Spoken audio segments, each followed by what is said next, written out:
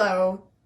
One of the ways that you can learn to knit in the round is by using double point needles.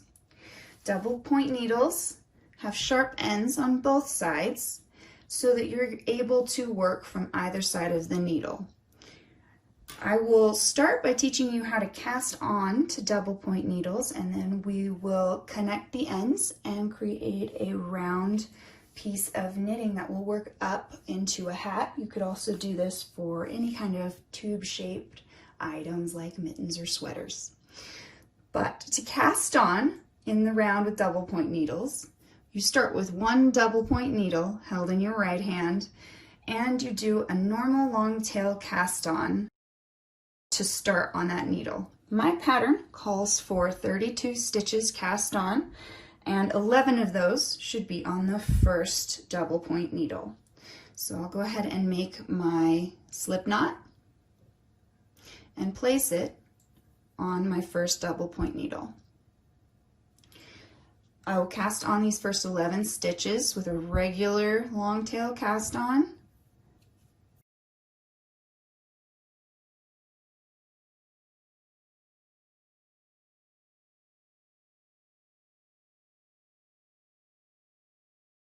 And always double check, because once you move on, you can't change it. So 2, 4, 6, 8, 10, 11. The pattern then wants me to put 10 stitches on a second double point needle.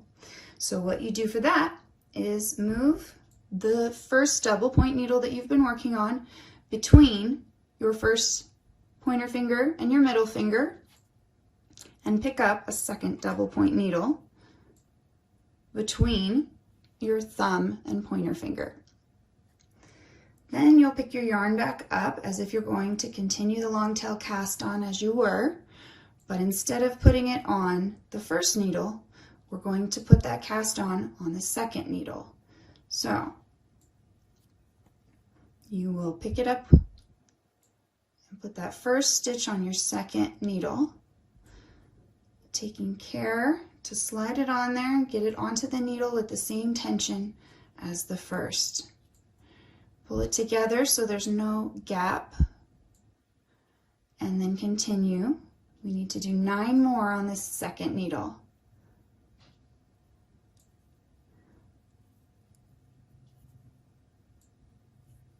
Six, 7, 8, slide it down, 9, and 10. Now at this point, I'll be using a third needle to cast on 11 more stitches, but I like to check that my cast on is not twisting. So the way you check that is, you see the straight edge here? You want that to always be facing you when you're doing this cast on. If you look at the back side, it looks more like a purl stitch. That should face away from you, and if at any point the purls are facing you, you've gotten it twisted. Straighten it out, and then we'll pick up our third needle to do the last set of stitches. We put those 2 needles between our middle and pointer finger, then pick up another needle, a third needle, by pinching it between your thumb and pointer finger. We'll cast on again the same way with the long tail, grabbing it on this new needle for 11. That first stitch, always make sure to bring it close up on that first needle so there's no gap between the 2 sets of stitches.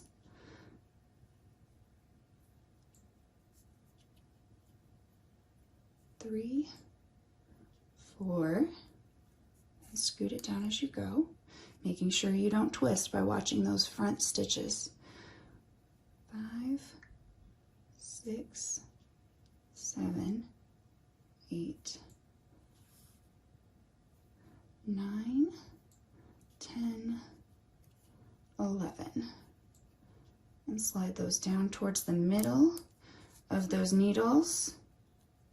Don't let them slide off the end.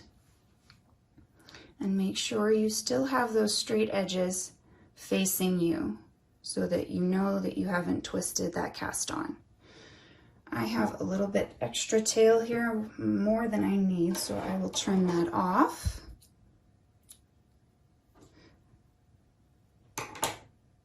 And now that we have cast on all 32 stitches onto 3 needles, we'll turn them and it will become a triangle that we can work around and around, which will eventually turn into a circular knitted piece.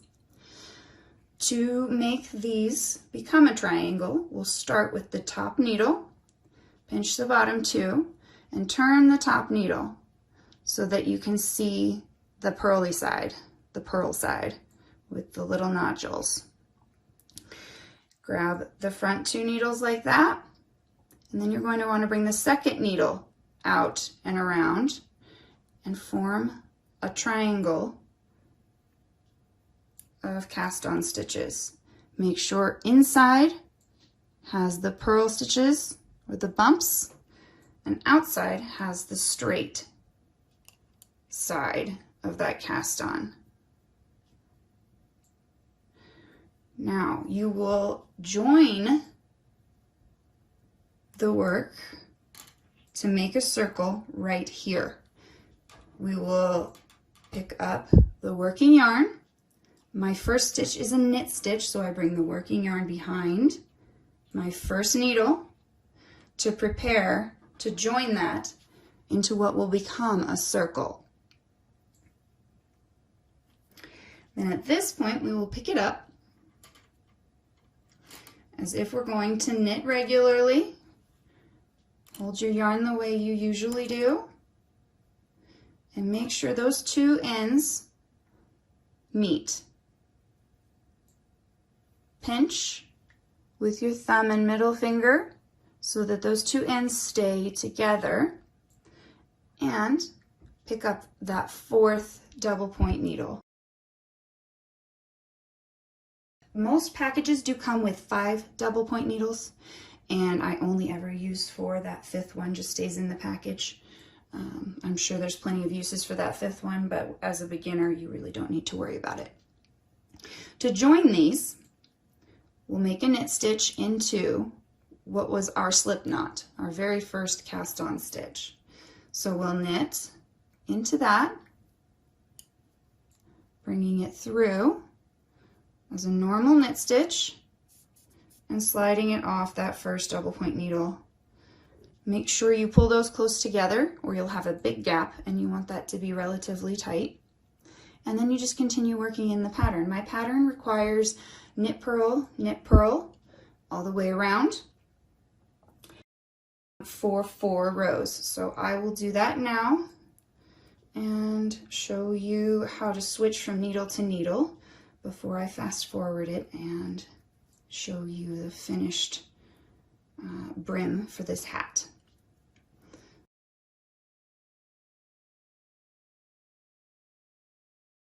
But work up to that first needle in your pattern.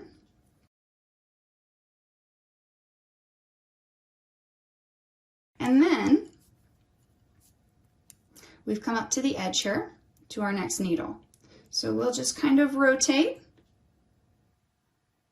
and move everything into our left hand to work on the next needle. Bring this around and under to set yourself up at the edge here. And make sure you're following your pattern.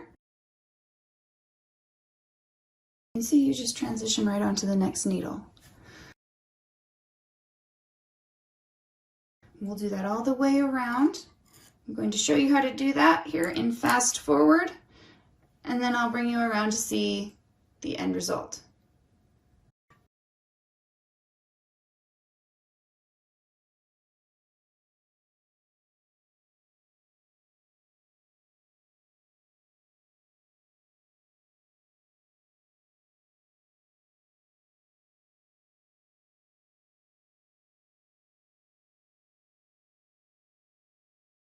You could add a stitch marker to keep track of where your round begins and ends, but I don't normally bother with that. I just watch the yarn tail, and that will always signal to you where your last needle meets your first needle.